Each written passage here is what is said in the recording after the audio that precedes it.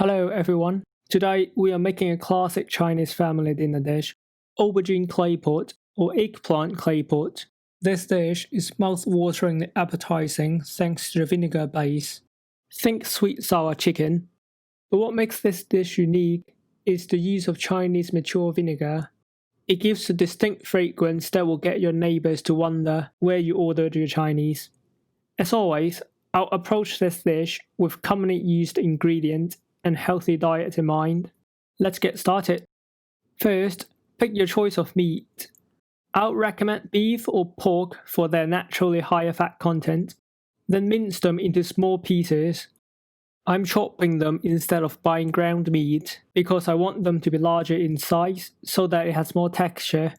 But for a quick dinner, ground beef or minced pork works too. The difference between ground and minced is that ground is finer, whilst mincing is the process of chopping into small pieces, which is what I'm looking for.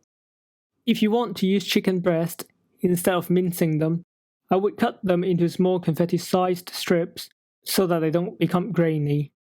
Bear in mind that meat shrinks significantly once cooked, so don't worry about chopping them super small. Now that we get the meat out of the way, let's dice our aubergines or eggplants. I'm using Asian long aubergines here. You can use whatever kind you can find in the supermarket. As you can see, they come in all sorts of shapes and sizes. Let me try this trick I learned on YouTube.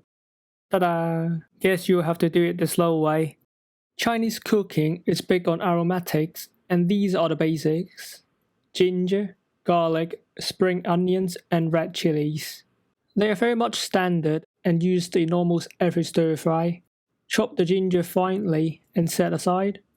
Then crush the garlic with the back of the handle of a knife or the side of the blade, and the skin should come off easily. Mince them and set aside. Onto the red chilies. Avoid contacting them directly once they are chopped because they can burn your skin. Finally, spring onions. Set everything aside. The next three ingredients are crucial, but you might not have them on hand if you're new to Chinese cooking. The first two are Chinese mature vinegar and Chinese cooking wine. We'll pour 50 ml of each. Next is Chinese soybean paste, and we need a tablespoon of that. These are all our ingredients. I'll put links in the description so that you know where to get them. On the side, I'll turn on the flame, and whilst we're waiting for the clay pot to heat up, I want to explain more here. Chinese mature vinegar, cooking rice wine, and soybean paste all possess flavors and fragrances that are very distinct from Western equivalents. So you can't really use aged vinegar or red wine here. If you like Chinese food, you don't need to worry about having these condiments sitting around. They are all staples to Chinese cooking and used frequently. For example, the mature vinegar is good with pot stickers. By the way, I'll show you how to make them in the future. The rice wine is used the same way red wine is used in Western cooking, to deglaze or to make a sauce. Except one major difference is that you can't really drink them because they're very strong and pungent. As for the soybean paste, you can pretty much use it in any meat-veggies combo stir-fry in place of salt. Enough of talking, let's move on to our clay pot. First, I'll put in my minced beef. This allows the fat from the beef to come out, and I'll use that to activate my aromatics. If you're using chicken breast, you'll have to add some oil here. Normally in restaurants, they will start with a puddle of smoking hot oil and then add in aromatics. Although it seems like a lot of oil there, some of it will be burnt off during the cooking process. But unless you have an industrial stove, it's difficult to replicate that at home. This is undoubtedly the best way to bring out aromas, but the consequence is very greasy food. On my channel, I want to promote a healthier eating style. I'll show you how to make tasty food without drenching them in oil like Chinese takeaways.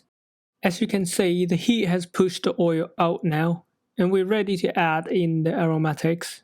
I'll start with the garlic, because it needs a higher temperature to bring out the aroma, followed by ginger, then the chilies. I'm leaving the spring onions until the end, because it will turn mushy if they're cooked for a long time. Now stir everything around and allow the temperature to pick up again. Once the pot is hot enough, put in the wine. As you might have guessed, I put in the cooking wine a bit too early, as you can't really hear the sizzling. But it's all good. Cooking is not rocket science. Once the wine boils vigorously, put in the aubergines. Traditionally, the eggplants are oil blanched in advance to help maintain their purple hue and texture, but I'll skip it so that I don't have to introduce more oil. I'm adding a bit of water here to make sure it doesn't dry out during the cooking process. If I had some homemade chicken stock, I would have used that, but otherwise, I'll avoid the stock that comes in a tin and just use water. Now close the lid and allow it to come to a boil again.